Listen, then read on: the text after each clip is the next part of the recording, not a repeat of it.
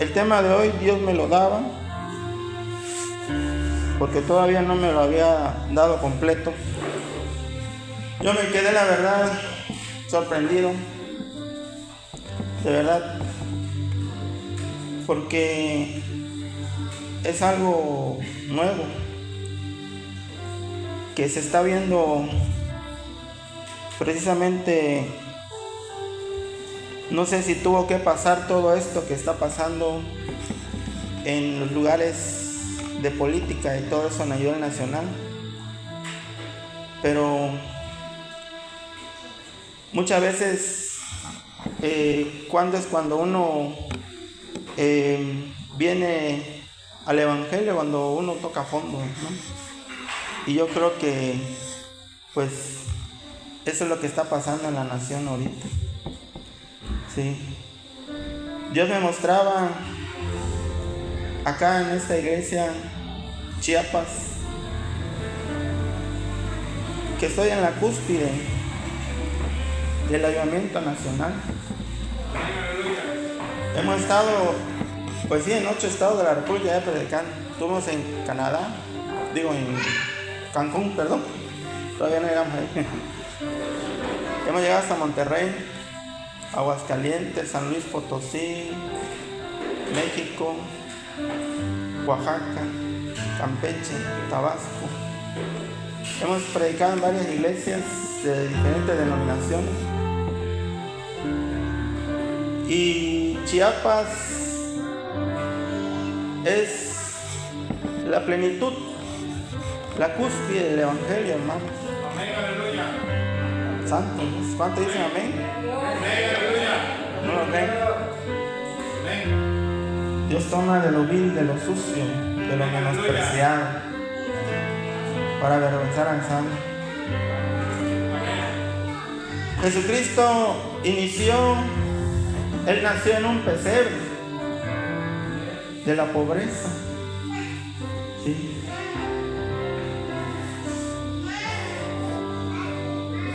De la persecución. Chiapas es uno de los estados donde ha sufrido la persecución del evangelio. Que yo sepa, el único. Dicen que Michoacán, dicen que Oaxaca. Yo que estoy en Oaxaca, pues se supo de un pueblo por ahí. Pero hasta documentales han sacado de Chiapas, que ha sido el estado donde han sido perseguidos cristianos que fueron despojados de sus tierras.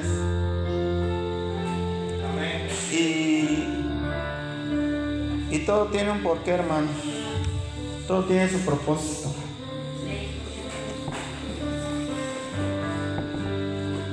Así como José el soñador lo expulsaron sus hermanos, sus medios hermanos, porque no eran sus hermanos. Y yo quiero que comprendan esta situación, porque gente católica es considerada dentro del cristianismo también, pero de otra línea. Así como José el soñador, también eran hermanastros también. La bendición más grande que muchos predicadores, teólogos y del hombre más bendecido de la Biblia, aparte de Jesucristo primeramente, José y Salomón. Y quiero tocar el tema primeramente de José, como de la misma línea, de la misma casa. Sí, de igualmente lo que está o lo que sucedió aquí en Chiapas. Sí, porque Dios tiene un propósito para Chiapas. Sí. Chiapas pasó por un proceso.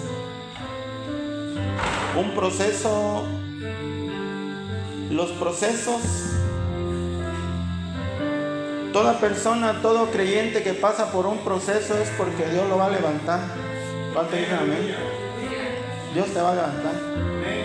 Si en tu vida tú pasaste por un proceso, es porque Dios te va a levantar.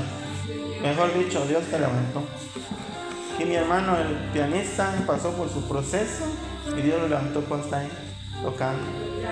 Sufrió bastante, pero gracias a ese proceso está aquí ministrando. Me lo mostraba el Espíritu Santo, el pastor y uno que otro hermano también. Sí, pasaron por su proceso.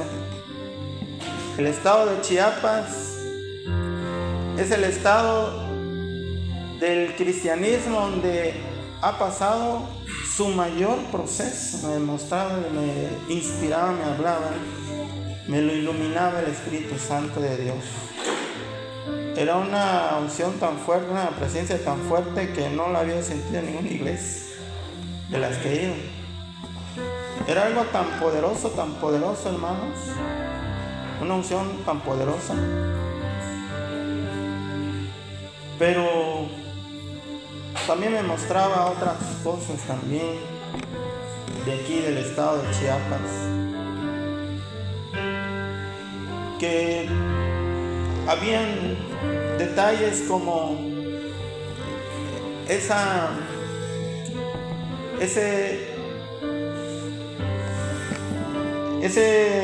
detalle de sufrimiento. Bueno, lo voy a tocar después. Sí. Habían otros detalles que lo voy a tocar después. Sí. Pero antes de eso, quiero tocar el tema de por qué, cómo se pasa el proceso para la formación, para ser bendecido realmente. Porque en tu Biblia has escuchado, hay promesas del Señor para tu vida, mi hermano que me escuchan en esta hora. Han llegado predicadores, el pastor te lo ha dicho, e inclusive lo has soñado, e inclusive pasa por tu mente que hay promesas de Dios para tu vida. Pero déjame decirte que hay una formación, un procedimiento para esas promesas que Dios tiene para nosotros. Sí. Yo te voy a decir rápidamente cuáles son el procedimiento, la formación para llegar a obtener esas bendiciones, esas promesas que Dios tiene para nosotros. El punto número 1 es el arrepentimiento. Y lo podemos ver cómo Jesús empezó a predicar. Lo primero, la primera prédica que dio Jesucristo es: arrepentíos porque el reino de los cielos se ha acercado. Es lo primerito que Jesucristo dijo. Y arrepentido significa metanoia, que es cambio de mentalidad. ¿Sí? Mi estimado hermano que me escuchas, hermana que me escucha, no podemos tener la misma mentalidad. ¿Sí? Nuestra mente, nuestra manera de pensar, de ver las cosas, no puede seguir igual a como los del mundo o a como estábamos en el mundo. No se trata de dejar de tomar solamente o dejar de ir a las pachangas solamente, sino se trata de dejar de pensar igual como piensa el mundo. Si el mundo piensa con esa mentalidad de escasez, de crisis, de derrota, de sufrimiento, nosotros no podemos seguir pensando en lo mismo. ¿Sí? Tenemos que acoplarnos a lo que Jesucristo ha hecho, que es un pueblo victorioso, un pueblo en victoria, un pueblo de bendición, un pueblo de gozo. y no solamente aquí en la iglesia, en sentirlo un rato, sino también allá en tu casa, en tu trabajo, con tu familia, con tu esposa, con tus hijos. Amén. Segundo punto es la liberación, lo que a algunos les pasa, como le pasó a María Magdalena. En Lucas 8:2 dice, en el nombre de Jesús, y algunas mujeres que habían sido sanadas de espíritus malos y de enfermedades, María, que se llamaba Magdalena, de la que habían salido 7 demonios. No a todos sucede liberación demoníaca, de posesión demoníaca. Algunos sí nos ha pasado eso. Algunas otras personas han sido sanas de su enfermedad que traían, como los leprosos recibieron su sanidad, como los ciegos recibieron su vista. Tal vez tú recibiste tu vista, tal vez recibiste alguna sanidad y por eso estás aquí. Algo hizo Dios. El siguiente punto es el conocimiento del Evangelio para obedecerle y seguirle. De ese punto Dios me habla para ser más específico en unos temas. Como le dice en Juan 14:6, Jesús dijo: yo soy el camino, la verdad y la vida. Nadie viene al Padre sino por mí. Nadie. Él es la verdad. Lo que Jesús habla es la verdad. Lo que Jesús te dice es la verdad. Lo que el Espíritu Santo te habla en la intimidad es la verdad. Y no debes por qué rechazarlo, no debes por qué echarlo fuera, debes por qué creerlo, mi hermano. El siguiente punto es la sanidad del alma. Juan 15:3. Ya vosotros estáis limpios por la palabra que os he hablado. El ir conociendo de la verdad de su palabra nos trae sanidad al alma. Entre más conoces tú de la palabra del Evangelio, de lo que Jesús te dijo, empieza a ver en ti sanidad en el alma. Empiezas a poder perdonar a tu enemigo, empiezas a poder perdonar a tu ex esposa, a tu ex marido, al marido que te insulta, que te ofende, que te agrede. Empiezas a poder perdonar a toda aquella persona que te hace mal, porque empiezas a recibir la palabra de Jesucristo, ¿sí? Y en su palabra lo dice: ya vosotros estáis limpios por la palabra que os he hablado. Tercer punto, morir a tu yo y dejar todo lo que os estorba para poder seguir a Jesús. Mateo 16:24 dice: entonces Jesús dijo a sus discípulos: si alguno quiere venir en pos de mí, niéguese a sí mismo. Amén. Tome su cruz y sígame. Amén. No es lo mismo creer en Jesús como tu Señor y su Salvador, que recibir a Jesús como tu Señor y tu Salvador, que morir para seguir a Jesucristo. Amén. El siguiente punto, si tú, mi hermano que me escucha en esta hora, ya conoces su palabra, ya has leído más la Biblia muchas veces y todavía hay detalles en tu vida, hay pecados que no se pueden solucionar, llevas años en el Evangelio, es necesario morir a ti. Es necesario que te niegues a ti mismo, que niegues cómo eres en realidad y que dejes vivir a Jesucristo dentro de ti, que tomes esa cruz del Evangelio y que lo sigas y que mueras a ti mismo. Mateo 8:21 dice: otro de sus discípulos le dijo: Señor, permíteme que yo vaya primero y en tierra mi Padre. Es necesario poner a Dios primero antes que todas las cosas.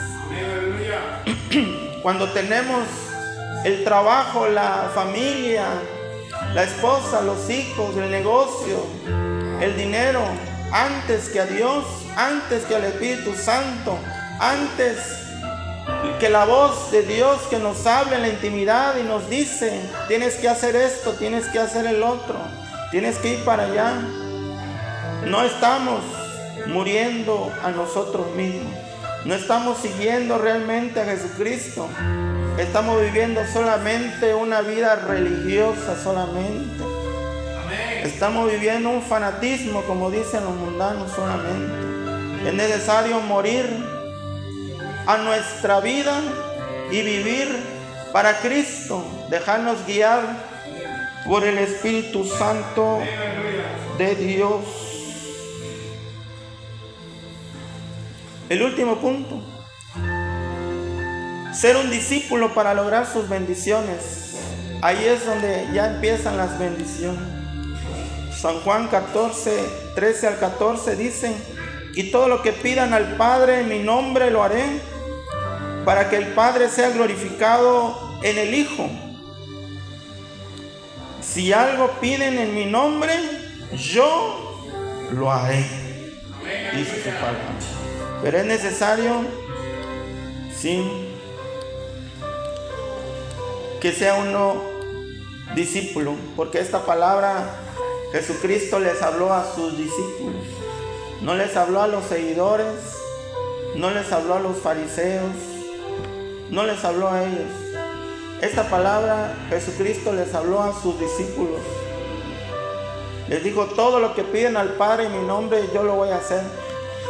Porque el discípulo ya había muerto, ya había dejado su familia inclusive por seguir a Cristo. Amado hermano, hermana que me escuchas, no te digo que dejes de trabajar, no te digo que dejes tu familia, tu esposa. Te digo que en primer lugar está Jesucristo, el Rey de Gloria. Te digo que primero busques a Dios, al Espíritu Santo. Te digo que primero obedezcas la voz del Espíritu Santo de Dios, primeramente. Sí. Porque al entrar en su presencia, Dios nos habla. Al buscar su rostro, al venir al altar, Dios te habla. Dios nos dice qué es lo que tenemos que hacer, pero muchas veces nos entra por un oído y nos sale por el otro. No queremos hacer caso. Muchas veces cuando estamos enfocados y decimos: sí, me voy a meter con Dios con todo, y empieza uno a meterse con Dios con todo en la intimidad, Dios te habla y te dice: tienes que ir a pedir perdón a esta persona, tienes que cambiar esto, tienes que dejar el otro, tienes que dejar de ser así. Muchas veces ahí decimos: permíteme, Señor, no, tantito, por ahí no te metas por ahí. ¿Sí? Muchas veces nosotros somos los que le cerramos la puerta a Jesucristo, o solamente hay unas partes de nuestra vida donde queremos que Dios trabaje, pero hay otros lugares todavía donde no le permitimos entrar a Dios. ¿Cuánto dicen amén? Amén, amén, ¿verdad? Amén. Así es, mis hermanos.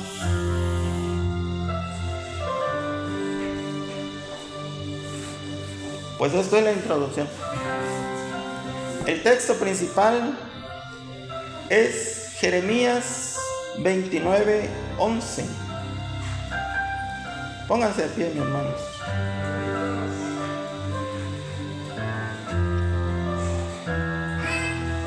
Amén, gloria a Dios.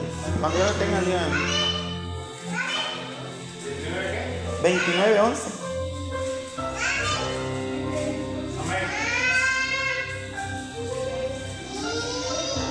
Amén, gloria a Dios.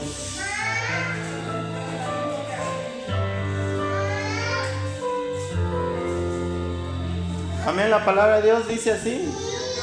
Amén. En el nombre del Padre, el Hijo, el Espíritu Santo de Dios. Dice así. Jeremías 29:11.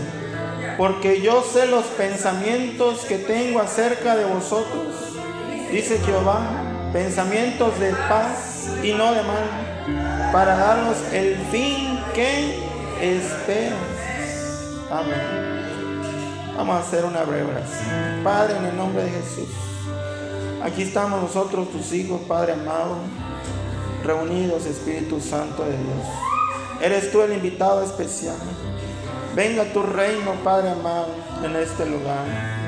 Venga más de tu gloria, venga más de tu reino. Se abran las ventanas de los cielos en este lugar, Padre celestial. Venga más de tu presencia, Espíritu Santo de Dios. Ilumina, Padre celestial. Que tu presencia sea la que traiga esa revelación, la que traiga ese cambio, esa transformación a nuestras vidas, a la vida de mis hermanos aquí presentes, Padre. Cumple tu propósito, poderoso Espíritu Santo de Dios, por el cual tú me has enviado a este lugar. Que seas tú, Espíritu Santo de Dios, tocando cada corazón, cada mente de la vida de mis hermanos, Señor. Sé tú, usa mi vida como a ti te plazca. Que sea tu presencia y tus ángeles en esta hora, activados en esta hora, ángeles del norte, del sur, del este y del oeste, posicionados en este lugar. En el nombre de Jesús de Nazaret, yo a ti reprendo todo espíritu inmundo de este lugar, lo mando al abismo, al infierno. En el nombre de Jesús de Nazaret, gloria sea tu nombre. Amén y amén. Pueden sentarse, mis hermanos.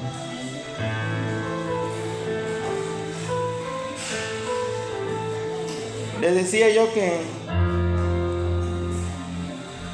estábamos hablando de la vida de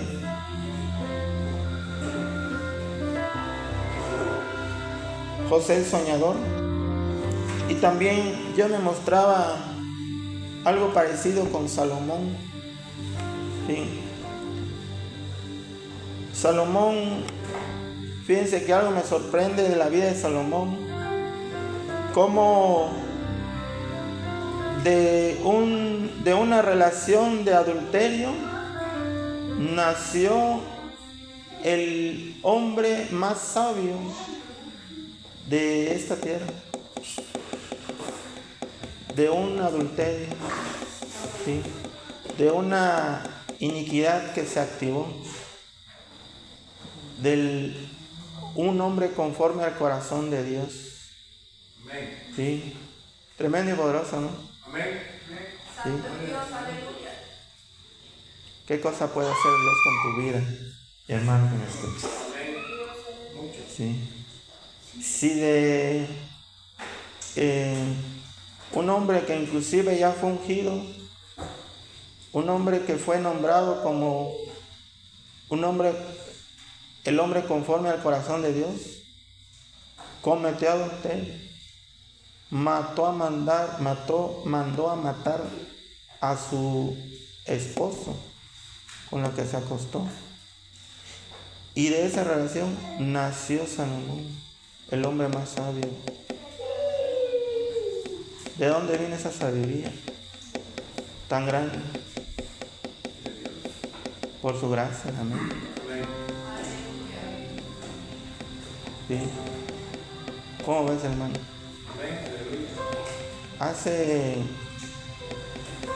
No te voy a engañar, tiene como un mes más o menos que Dios me puso a ver la historia de David y de Salomón, y yo hasta ahorita lo entiendo porque me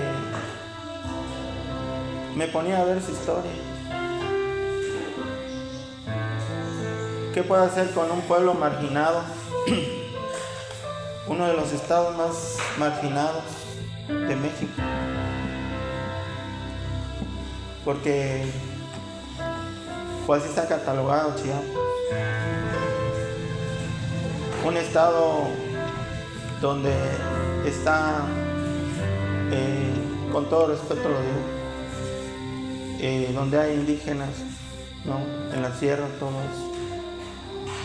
Pero por su gracia, porque creen en el Evangelio, Dios puede hacer cosas maravillosas y tremendas. Sí.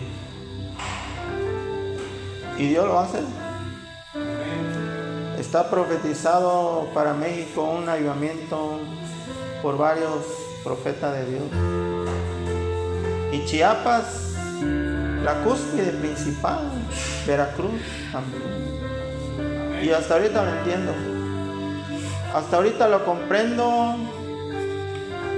como igual del pecado que cometió tan grande el rey David, nació el hombre más sabio. El hombre donde Salomón vio la gloria de Dios.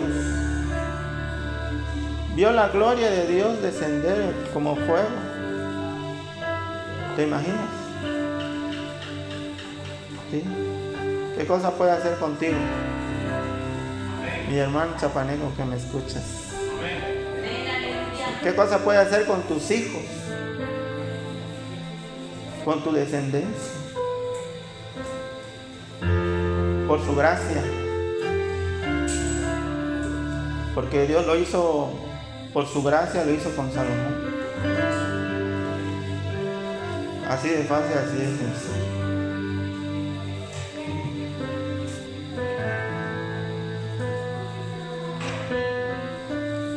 Claro que vemos ya varias décadas aquí del Evangelio. Y así mismo como muchas veces la otra parte que no entendía, no comprendía, cómo del hombre más sabio cayó y se convirtió en idólatra. Del hombre que escribió proverbios y parte de salmos. No me cuadraba a mí. Eclesiastés, Cantar. No me cuadraba a mí. Sí. Pero ya tengo la respuesta. Salomón, y esta palabra es para usted, mi hermano. Recíbela. Sí. Porque hay un legado, hay una bendición para ustedes grandísima, como la de Salomón. A ustedes, chapanecos. Pero también hay un detallito también, como Salomón también, que así como puede ser tan grande su subida, también puede ser tan grande su bajada también, así como fuera de Salomón. Bueno, hermano, ¿nos vas a decir cuál fue el detalle de Salomón? ¿Por qué cayó en idolatría? Te lo voy a decir, hermano. ¿Pero por qué? Salomón dejó la enseñanza de su padre. No siguió la línea de su padre. Lo dejó a un lado. Lo dejó. Dejó de seguir esas instrucciones de su padre, que ya su padre traía. Salomón se apartó. Y yo te quiero decir, hermano que me escucha en esta hora, chapaneco, tú tienes instrucciones acá de un pastor, de un padre espiritual, que no cuando Dios te vaya a levantar, escucha, no cuando Dios te vaya a levantar, te vayas a apartar por cuestiones del mundo, placeres carnales. Tienes que seguir la misma línea. Tienes que seguir las enseñanzas de tu pastor. Tienes que seguir lo que se te enseñó en este lugar. Porque por muy alto que estés, va a caer la persona. Así como le pasó a Salomón. Estamos hablando de Salomón. Sí. Así es, mi hermano. Porque un levantamiento viene para Chiapas. Porque Chiapas es el estado más bajo. Y lo más bajo Dios lo levanta. Sí. Tú estás en la mira de Dios, mi hermano, que me escucha en esta hora. Chapalén. En este lugar se siente una potencia poderosa de Dios. ¿Sí? Es un proceso de transformación en el cual están pasando el estado de Chiapas.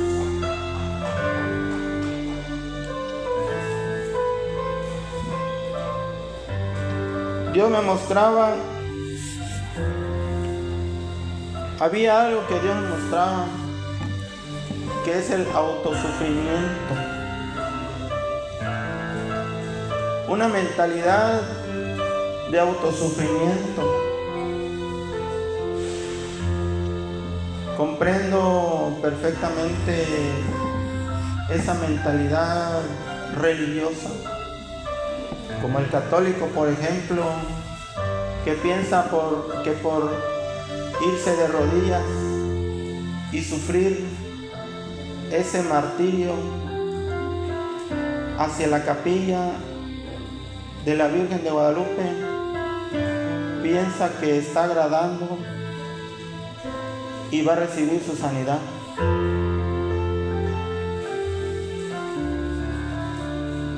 Y esa es una maldición que muchas veces cae de padres a hijos, de tercera hasta la cuarta generación, que tienes que quitarte de encima, mi hermano.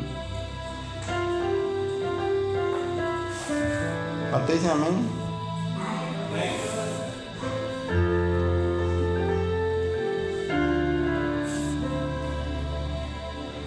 Tu palabra de Dios dice así. Efesios 2, versículo 8 y 9. Voy a esperar que lo encuentres. Efesios capítulo 2, versículo 8 y 9. Amén.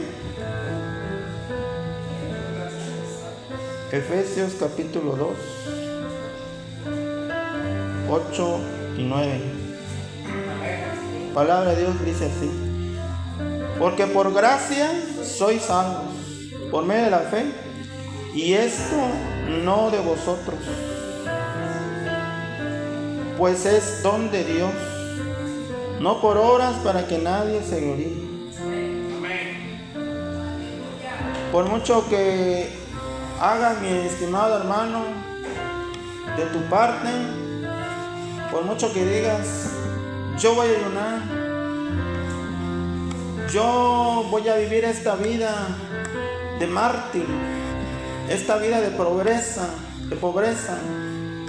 porque así es como es la vida del cristianismo, y así es que estoy bien delante de Dios. No, mi hermano. ¿Sabes lo que está sucediendo ahí? Estás poniendo tu mano así déjame, Señor. Así quiero estar, Señor. Quiero sufrir en esta vida. ¿Sí? Segunda de Corintios 8:9. Búscanlo para que lo tengan guardado. Dice su palabra en el nombre de Jesús. Cuando lo tengan, díganme un amén.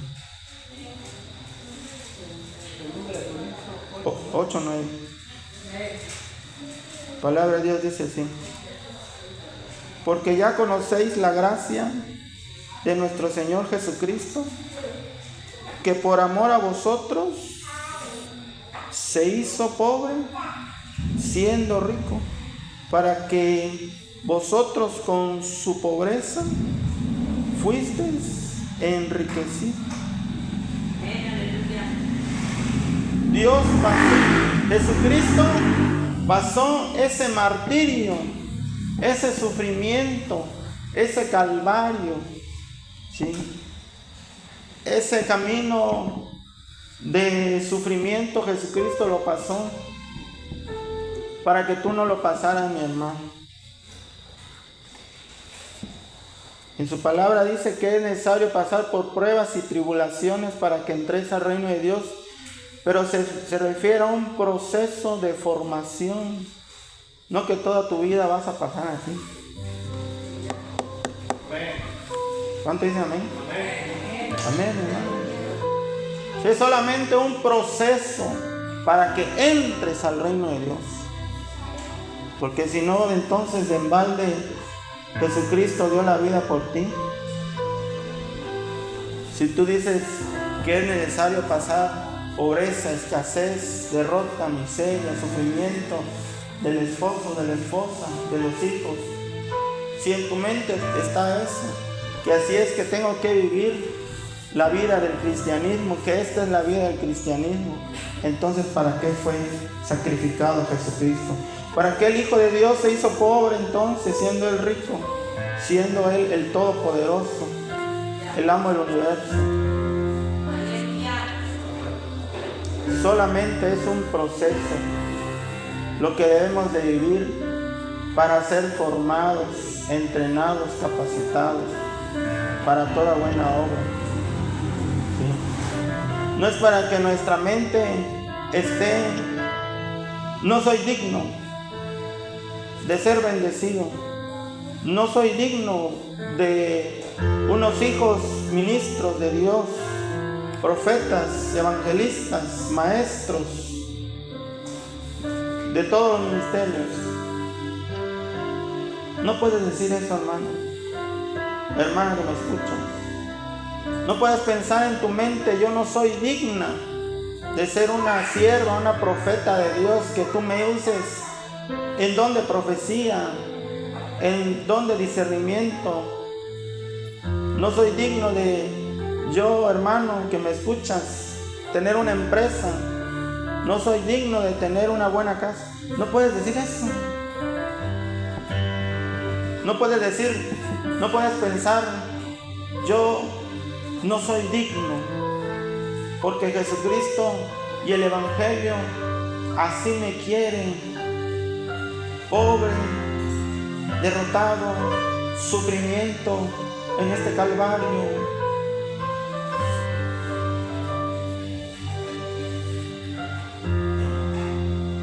¿Cuánto dicen amén?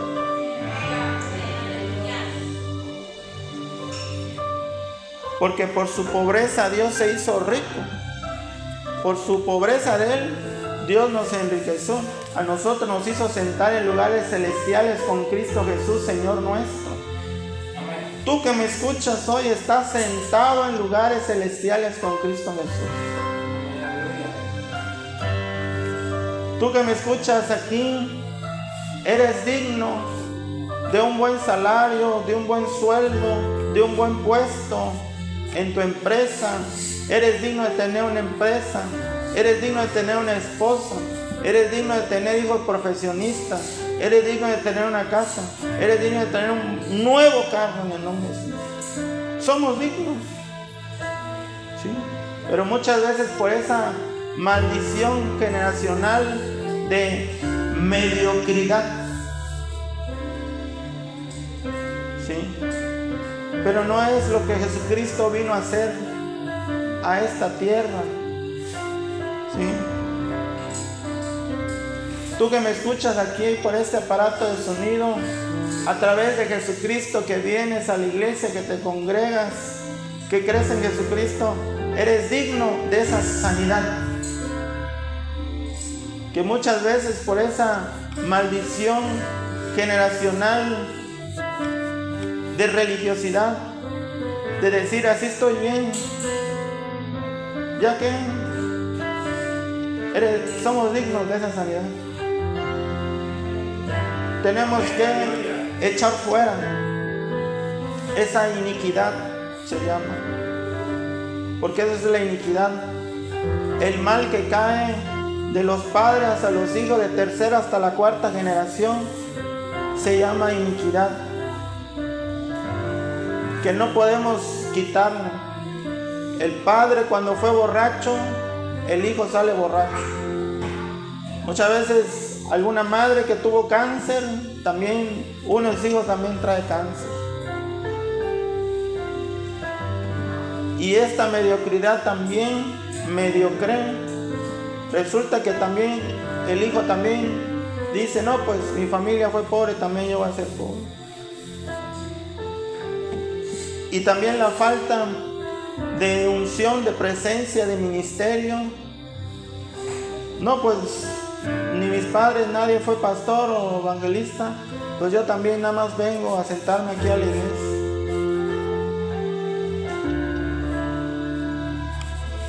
No lo quiere uno recibir. No, pues el llamado fue para el pastor, no para mí. Pero también es para ti, mi hermano, que me escuchas. Dios tiene un propósito para tu vida también. Hay un propósito por el cual estás vivo, por el cual Dios te formó. Hay un propósito. No estás por casualidad en esta tierra. Vienes a Cristo, ¿sí? Hay un propósito. Existen dos tipos de propósito en la vida. El propósito por el cual una persona empieza a estudiar, estudia universidad y dice, yo voy a ser ingeniero y voy a construir carreteras. Ese es su propósito personal. O dice, yo voy a ser empresario y logra ser empresario. Es un propósito personal. Pero cuando viene a la iglesia, entra al camino del Señor, Dios le empieza a hablar, su vida empieza a cambiar, Dios le regala don, le regala ministerio. Es porque Dios tiene un propósito para tu vida, mi hermano que me escuchas. Si Dios está derramando la unción sobre tu vida, si Dios derramó el fuego en el Pentecostés, es porque iba a usar a sus discípulos y los empezó a usar. Si tú has sentido su presencia y has salido de aquí lleno del Espíritu Santo de Dios y hasta has hablado en lenguas, es porque hay un propósito para tu vida.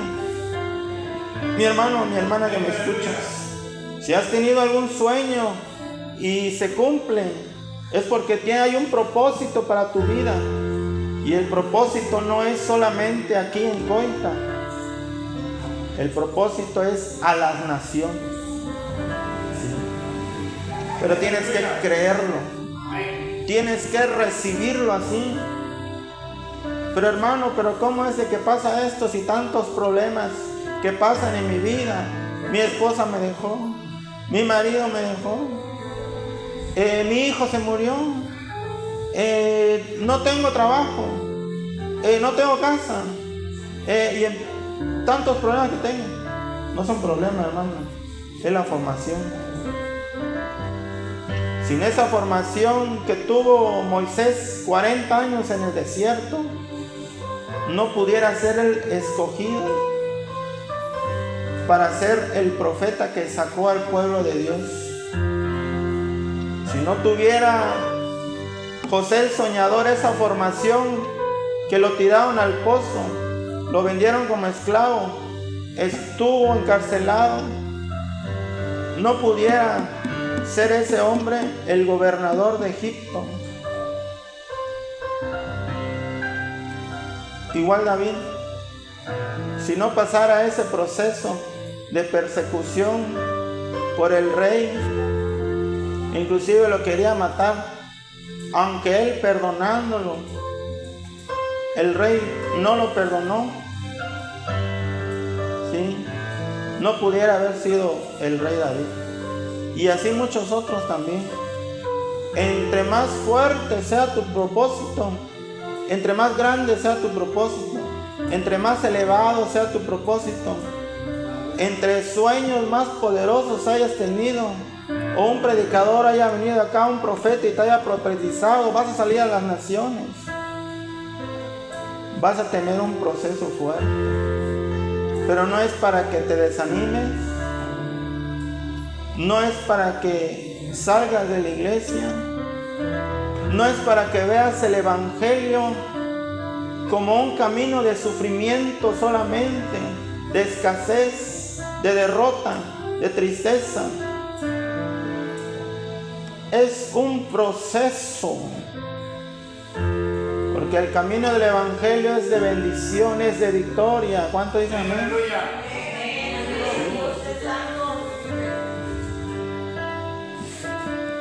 Isaías 53:5 dice: mas él herido fue por nuestras rebeliones, molido por nuestros pecados, el castigo de nuestra paz fue sobre él, y por su llaga fuimos nosotros curados. Todas estas promesas que les acabo de leer, muchas veces no las podemos recibir. Las leemos, pero se nos hace imposible creerlo que es para nosotros, porque hay una iniquidad, una maldición que tenemos que echar fuera, mi hermano. Sí. Una maldición de incredulidad que tenemos que echar fuera. Una maldición de derrota, de incredulidad, de escasez que tenemos que sacar de nuestra vida. Tenemos que echar fuera toda esa iniquidad para poder recibir la bendición de parte de Dios. Porque ocupamos la creencia, nuestra creencia, ocupamos el no creer. Mi mente, mi cerebro, mi creencia la ocupo en estas bendiciones, no lo creo.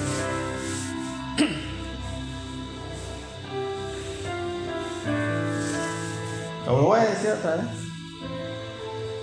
Mi creencia, de lo que yo creo, selecciono nada más lo que creo y lo que no creo. Y estas bendiciones que Dios hizo pobre para que fuese rico, que Él sufrió para que tú seas sano, que Él, su camino y la voluntad de Dios para tu vida es que seas bendecido. Todas esas bendiciones y promesas de Dios, no las creen. Que Él es el dueño del oro y la plata, no lo creemos. Tenemos creencia, creemos en Jesucristo, creemos en el camino del Señor, pero está mal enfocado. Debemos de tomar estas bendiciones también, y no las podemos tomar. Hay una barrera que hay dentro de nosotros y se llama incredulidad, que es una maldición que viene de los padres a los hijos de tercera hasta cuarta generación, que así como ellos no creyeron, padres, abuelos, bisabuelos no creyeron, así muchas veces nos pasa a nosotros. Estamos supuestamente en el camino del Señor, pero no creemos en las promesas del Señor. Lo escuchamos nada más, y lo que decimos es: Dios sabe cuándo. Ay, Dios sabe cuándo va a ser. Sí, ay, Dios sabe cuándo.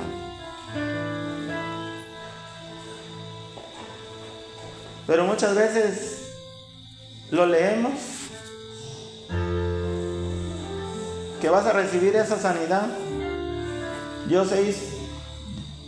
Jesucristo pasó ese martirio para recibir la sanidad y no lo recibí.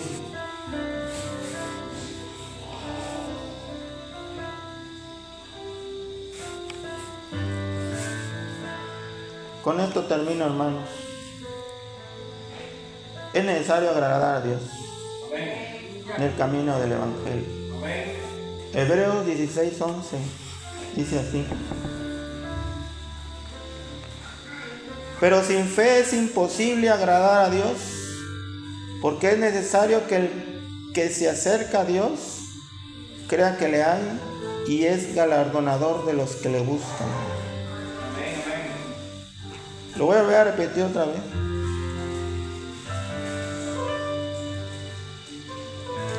Su palabra nos está diciendo aquí, mi hermano, que tenemos que agradar a Dios. Hebreos 11:6. Es necesario agradar a Dios con nuestra vida, con nuestras actitudes, con nuestro comportamiento, con nuestra manera de ser, con nuestro pensamiento, con nuestra manera de pensar, con nuestra mentalidad. Tenemos que agradar a Dios. Si siempre estamos pensando de que no vamos a ser bendecidos, no vamos a ser prosperados, no vamos a recibir la sanidad, no hay fe ahí. No estamos agradando a Dios. Tenemos que esforzarnos, tenemos que pelear la buena batalla de la fe. Esa es la batalla verdadera.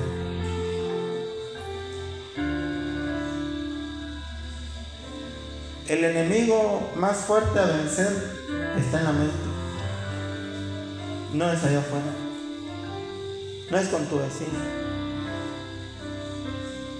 Es en la mente. Por eso es necesario renovar nuestros pensamientos. Conforme como pensamos, así suceden las cosas en nuestra vida. Si estamos pensando de que no voy a prosperar, no voy a ser bendecido, no me van a pagar, pero resulta que no me pagan. Si estoy pensando que nunca voy a ser sano, pues nunca. Jesucristo, se le acerca un enfermo a Jesucristo y le dijo: Señor, sáname. Jesucristo le dijo: hágase conforme a tu fe, le dijo. Conforme a lo que tú crees.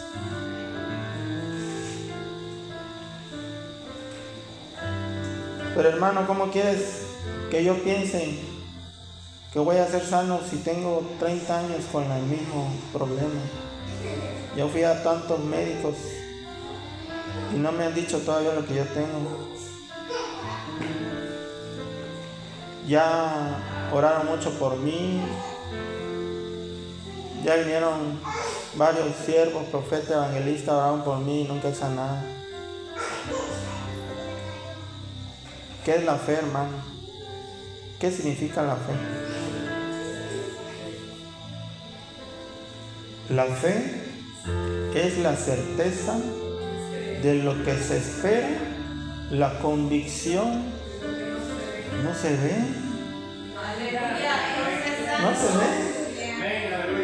No se ve. Pues ahí es donde uno activa la fe.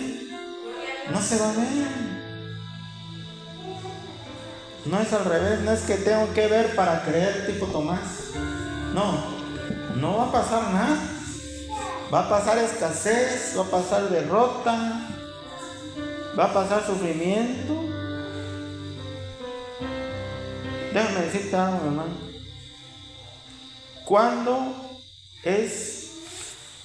Cuando viene la bendición a tu vida, cuando viene toda esa crisis realmente, es cuando se activa la fe.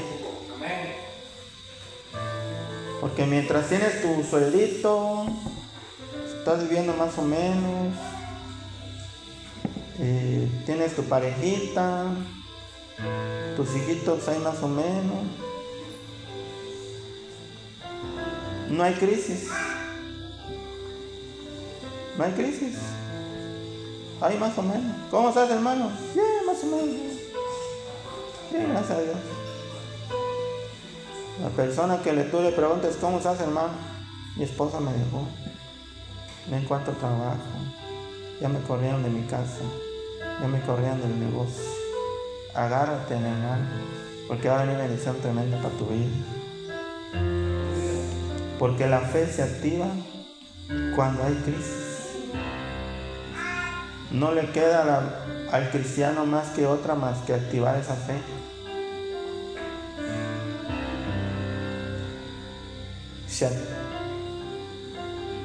Se acerca a Dios, y la fe viene por el oír y el oír por la palabra de Dios. Y el Espíritu Santo trae consuelo a la vida de uno.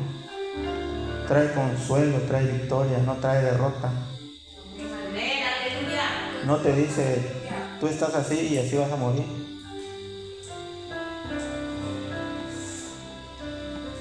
Entonces, la fe es la certeza de lo que se espera, la convicción de lo que no se ve.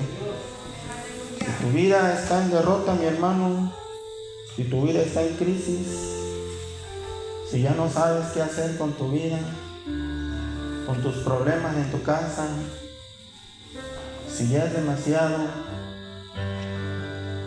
toma la decisión de seguir creyendo. Hermano, pero es mucho, hermano. Yo no tengo tanta fe. Dios no te pide tanta fe. ¿Cuánto te pide Dios de fe, hermano?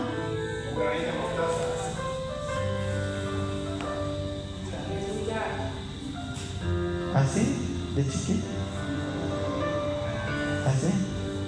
Si tu fe fuere como un grano de mostaza, le vas a decir al monte, muévete, y se va a mover el monte. ¿Cómo es eso, hermano? No es monte. Al monte de tu problema lo tienes que hablar, lo tienes que decretar. Lo dice Proverbio. ¿Sí?